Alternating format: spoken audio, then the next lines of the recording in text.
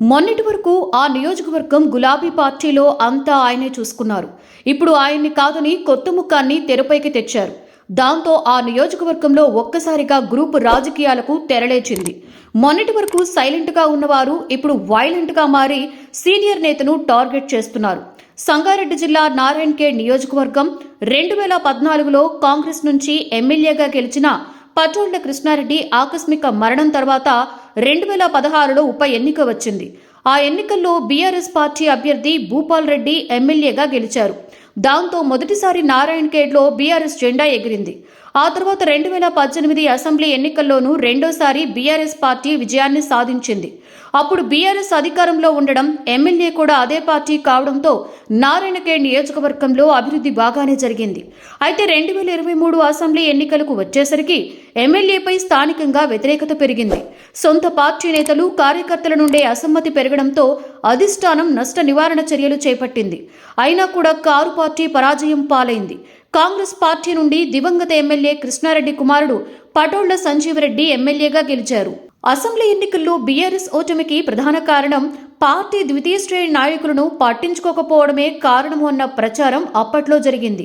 BRS నుండి స్థానిక సంస్థల ప్రజా ప్రతినిధులు భూపాల్ రెడ్డిపై కోపంతో ఎన్నికల సమయంలో కాంగ్రెస్ పార్టీలో చేరారు. మరికొంతమంది భూపాల్ రెడ్డిపై వ్యతిరేకతగా ఉన్న పార్టీనే నమ్ముకుని సైలెంట్గా ఉండిపోయారు. అయితే పార్టీలో మాజీ ఎమ్మెల్యేపై ఉన్న అసంతృప్తి ఇప్పటి వరకు ఎక్కడా బయటపడలేదు. కానీ ఒక్కసారిగా ఇప్పుడు పార్టీలో ఉన్న అసమ్మతి తెరపైకి వచ్చింది. రైతు భరోసాపై రాష్ట్ర వ్యాప్తంగా బీఆర్ఎస్ అన్ని మండల కేంద్రాలలో నిరసనలకు పిలుపునిచ్చింది. నారాయణఖేడ్లో బీఆర్ఎస్ ఆందోళన చేయగా ఒకటే పార్టీ జెండా వేసుకుని 2 గ్రూపులు వచ్చాయి. మాజీ ఎమ్మెల్యే వర్గం ధర్నా చేసి వెళ్లిపోయాక మరో వర్గం బీఆర్ఎస్ కండువాలు వేసుకుని ధర్నా చేసి మాజీ ఎమ్మెల్యే వర్గానికి షాక్ ఇచ్చింది. మాజీ ఎమ్మెల్యేకి వ్యతిరేకంగా ఉన్న వాళ్లు ఆ ధర్నా చేశారట. ఈ ధర్నాను పార్టీతో సంబంధం లేని మచ్చిందర్ అనేటువంటి ఒక నాయకుడు చేయించారన్న ప్రచారం జరుగుతోంది.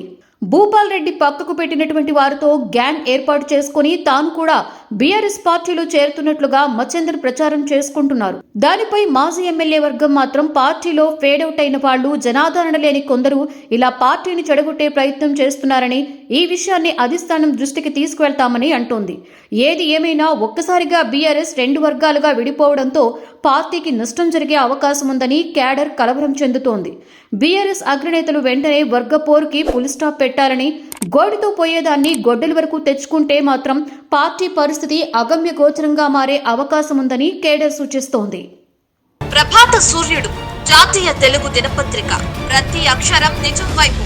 నిజం దాగదు, వార్త ఆగదు.